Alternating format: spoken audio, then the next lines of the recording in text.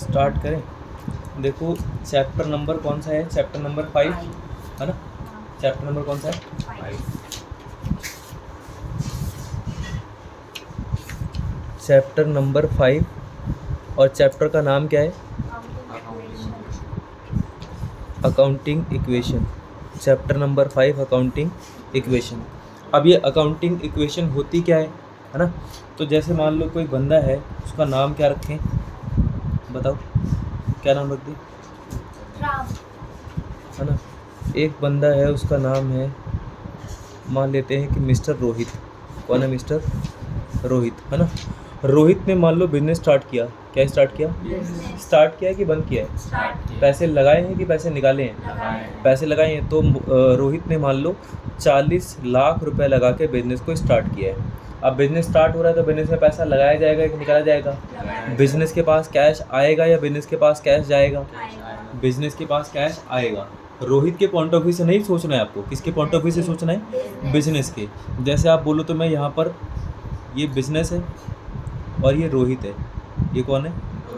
रोहित ने पैसे लगाए हैं। बिजनेस के पास पैसे आ रहे हैं कि जा रहे हैं? तो बिजनेस के पास पैसे प्लस हो गए, और मालिक बिजनेस में जो पैसा लगाता है उस पैसे का नाम क्या होता है? कैपिटल। तो 40 लाख की कैपिटल बढ़ गई और 40 लाख का कैश बढ़ गया। हर एक ट्रांजैक्शन के कम से कम कितने इफेक्ट होते हैं? 2। हर एक ट्रांजैक्शन के कम से कम कितने इफेक्ट होते हैं? 2। एक जैसे कैश बढ़ गया, कैपिटल बढ़ गई। मान लो कुछ दिनों बाद हमें और ज़्यादा पैसों की ज़रूरत पड़ी। क्या बोल रहा हूँ मैं? कुछ दिनों बाद हमें और ज़्यादा पैसों की क्या पड़ी? ज़रूरत पड़ी। तो हमने लोन ले लिया। क्या लिया है? पहले बताओ, लोन लिया है कि लोन दिया है? पैसा आ रहा है, पैसा जा रहा है। तो मान लो हमने 10 लाख का लोन लिया, तो हमारे पास 10 लाख रुपए का लोन आ रहा है, मतलब कैश आ रहा है। और लोन ले रहे हैं कि लोन दे रहे हैं? तो लोन बढ़ेगा या लोन कम होगा? लोन बढ़ेगा, कर्जा बढ़ेगा। तो यहाँ पर लोन लिख दो। 10 लाख रुपए का लोन भी बढ़ रहा है और 10 लाख रुपए का कैश भी बढ़ रहा है। जैसे बैंक से लोन लेने से, जैसे बैंक से लोन भी बढ़ता है, कैश भी बढ़ता है, वैसे मालिक से पैसे लेने से कैपिटल भी बढ़ती है और कैश भी बढ़ता है। समझ गए? 40 और 10 मिला के कितने हो गए? 50। ये तो 40 के 40 हैं, ये 10 के 10 हैं। इस 50 लाख का नाम क्या है? कैश, है ना। 40 लाख का नाम क्या है? कैपिटल। और 10 लाख का नाम क्या है? लोन।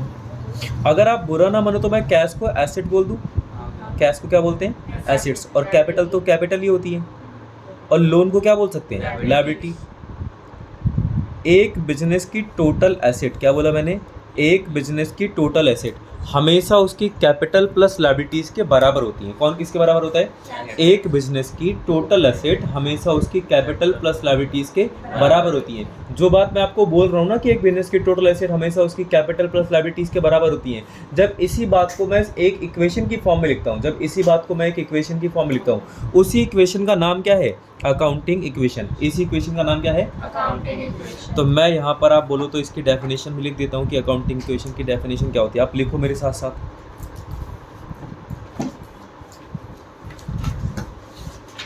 अकाउंटिंग इक्वेशन की definition,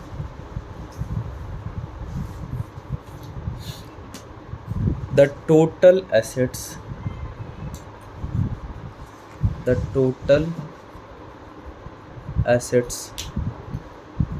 of an enterprise, the total assets of an enterprise are always equal to its capital and liabilities. The total assets of an enterprise are always equal to its capital and liabilities. When these terms are put into an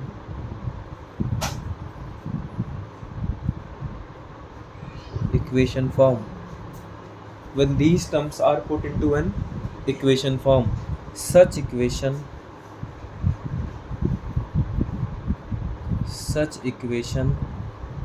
is known as accounting equation. Such equation is known as accounting equation.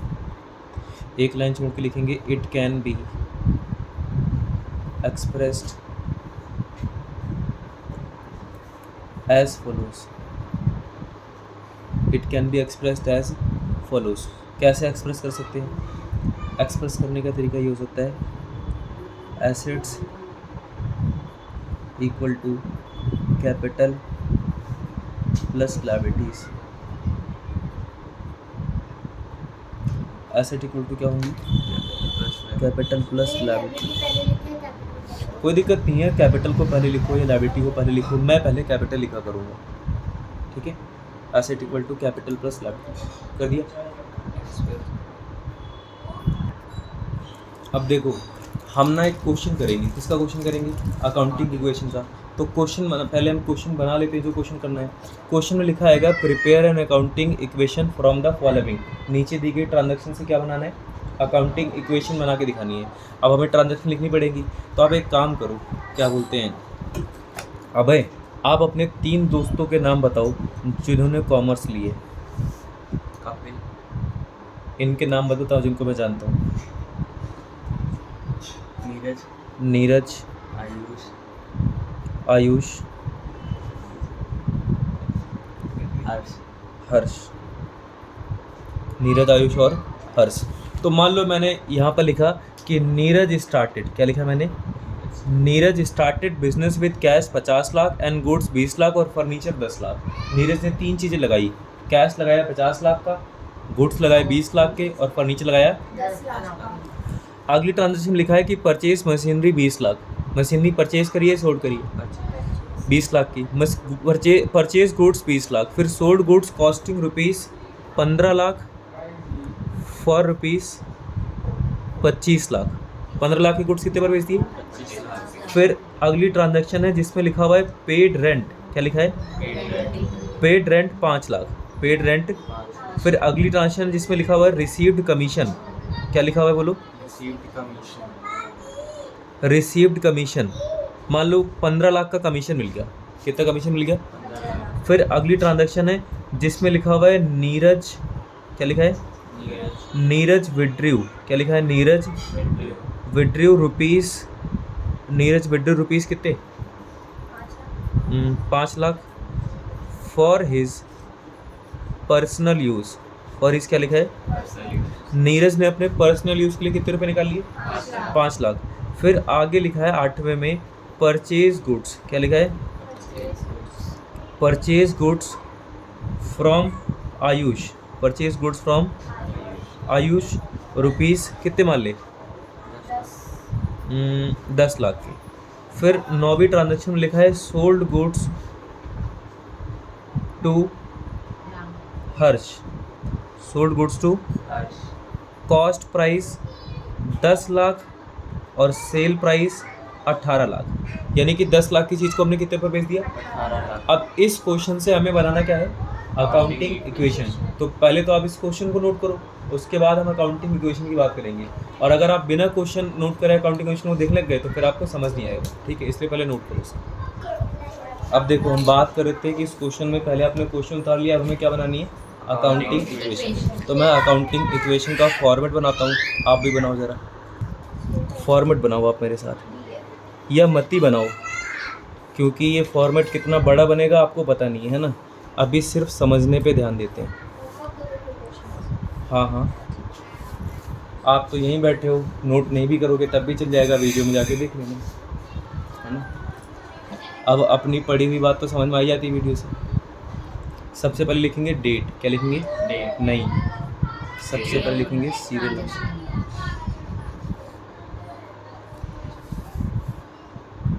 फिर transactions. ये हम बना क्या रहे हैं? Accounting equation. सबसे पहले इसमें सीरियल नंबर, उसके बाद ट्रांजैक्शंस, उसके बाद एसेट्स इक्वल टू क्या लिखेंगे?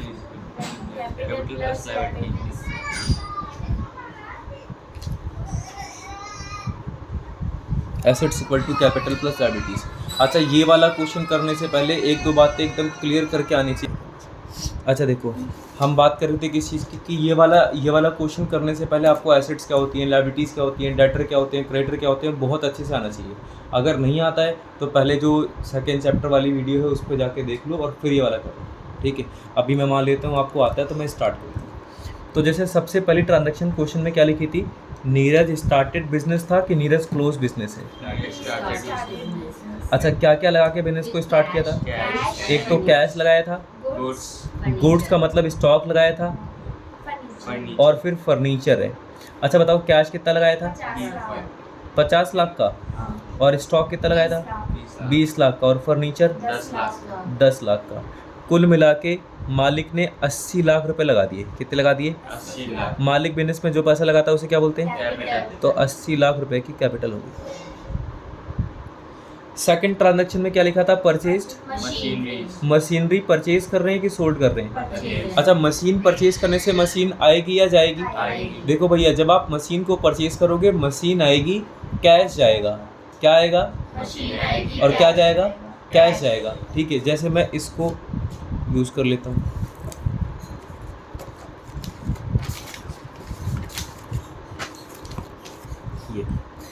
ये बिजनेस है। कौन है?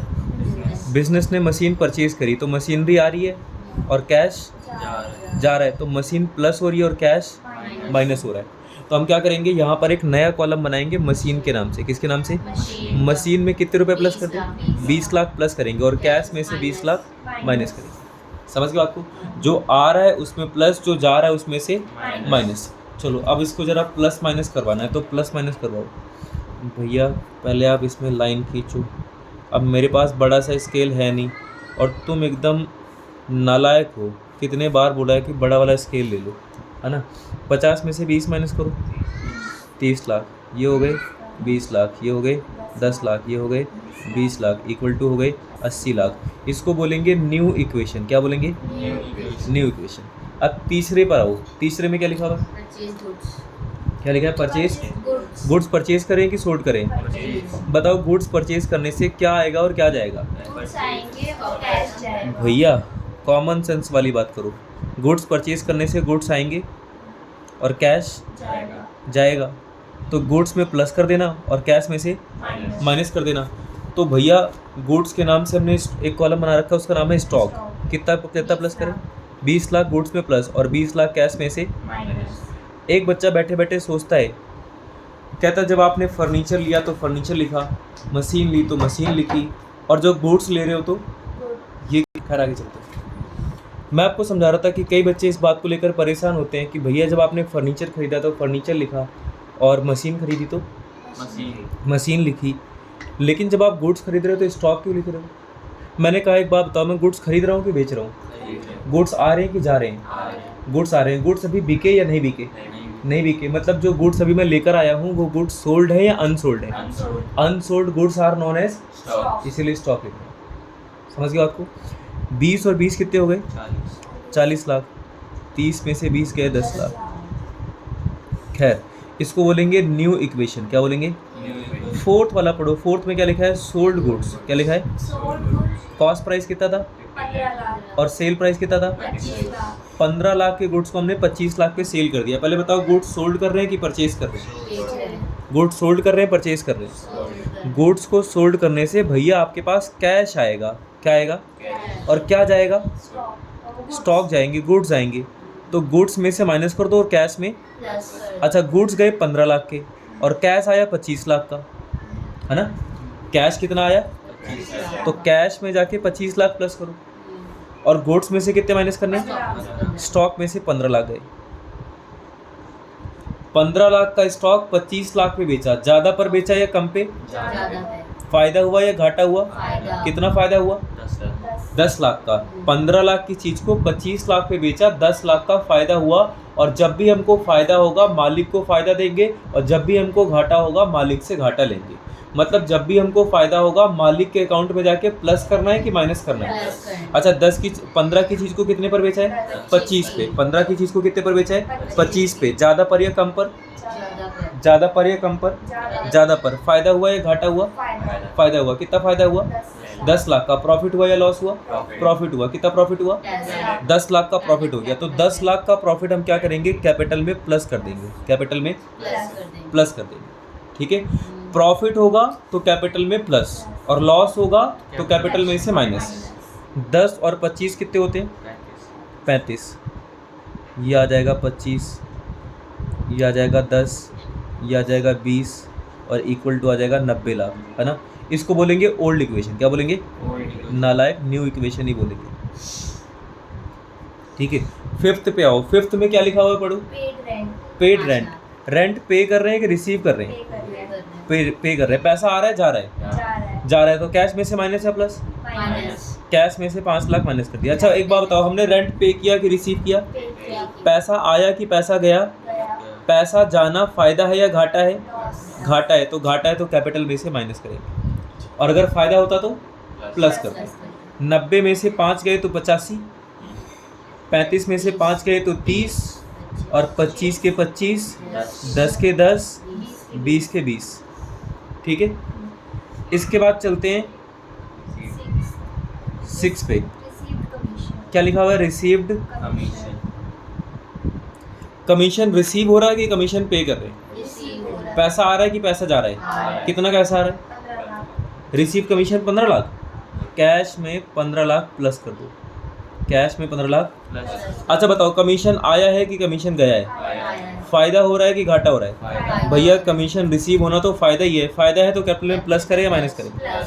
प्लस कर देंगे। और घाटा होता तो 85 और 15 पूरे 100 लाख हो गए। कितने हो गए? 100 लाख मतलब 1 करोड़। 100 लाख मतलब 1 करोड़।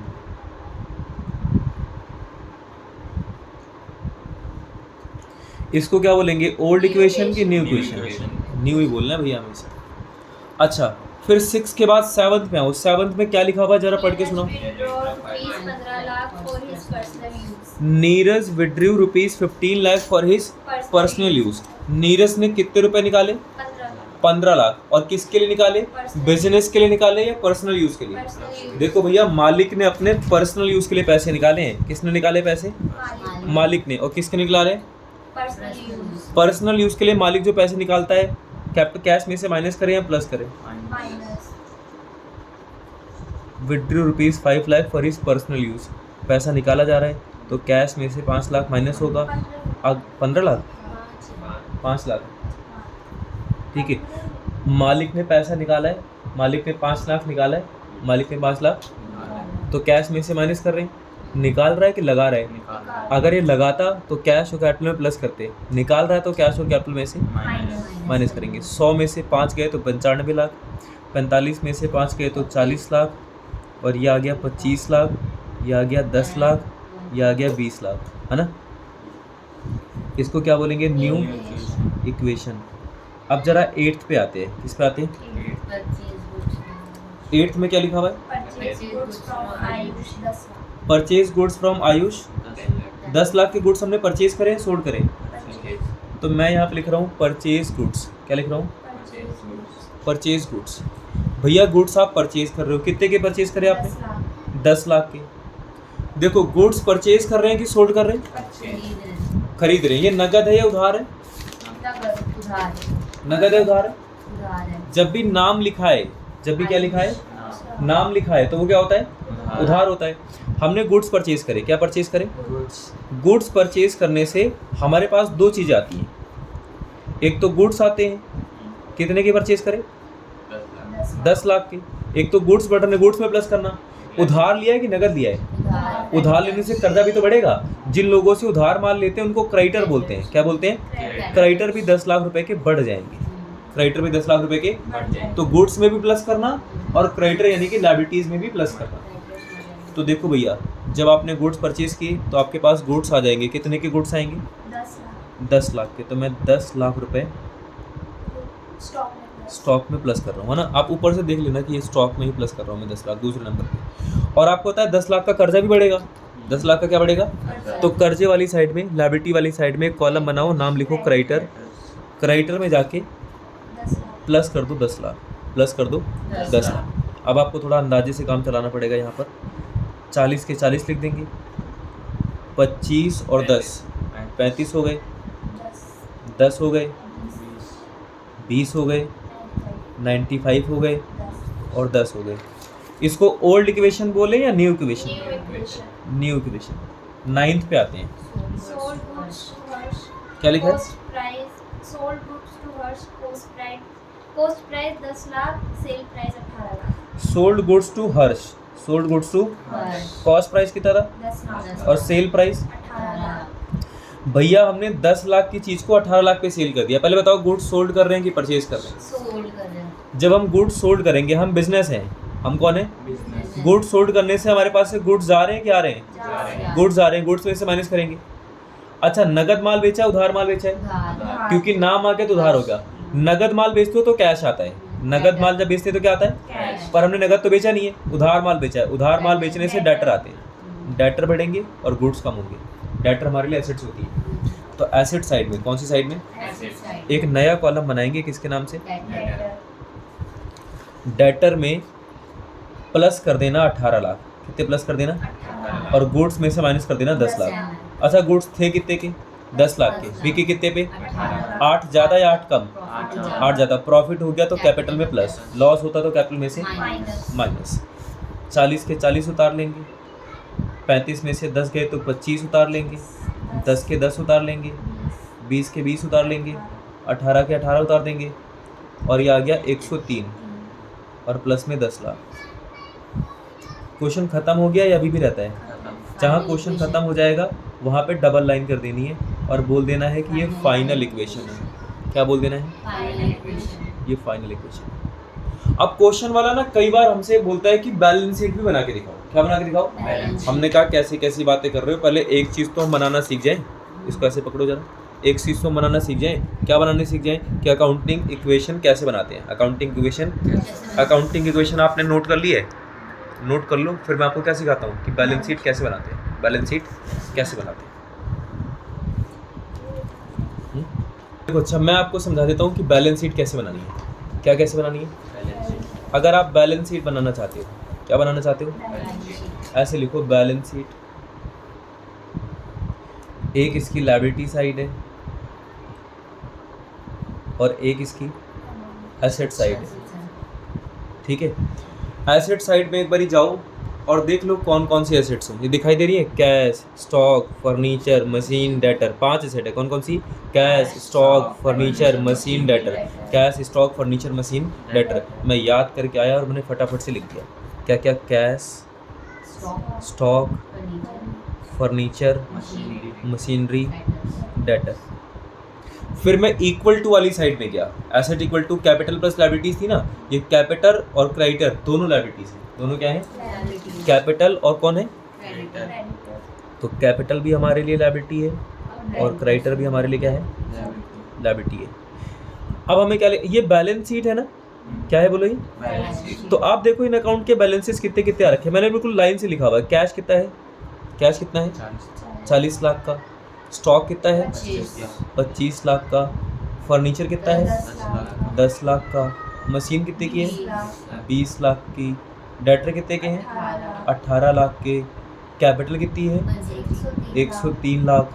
और क्रेडिटर कितने हैं? 10 लाख। सबको मिला के ये आ गया 113 लाख। 8 और 5 13। 8 5 13 की एक कैरी हो गए। एक एक 2 4 1 5 और 6 11। 1,13,000 ये भी आ रहा है। 1,13,000 ये बैलेंस शीट है या अनबैलेंस शीट है? तो बैलेंस तो होना ही था। बैलेंस तो बता दिया मैंने आपको। अब आपको क्या करना है? होमवर्क क्या है? होमवर्क ये है कि class work is homework plus practical के 1 से लेके 17 क्वेश्चन, 1 से लेके और इलस्ट्रेशन के 1 से लेके 7। इलस्ट्रेशन के 1 से लेके 7 ये आपको करना है।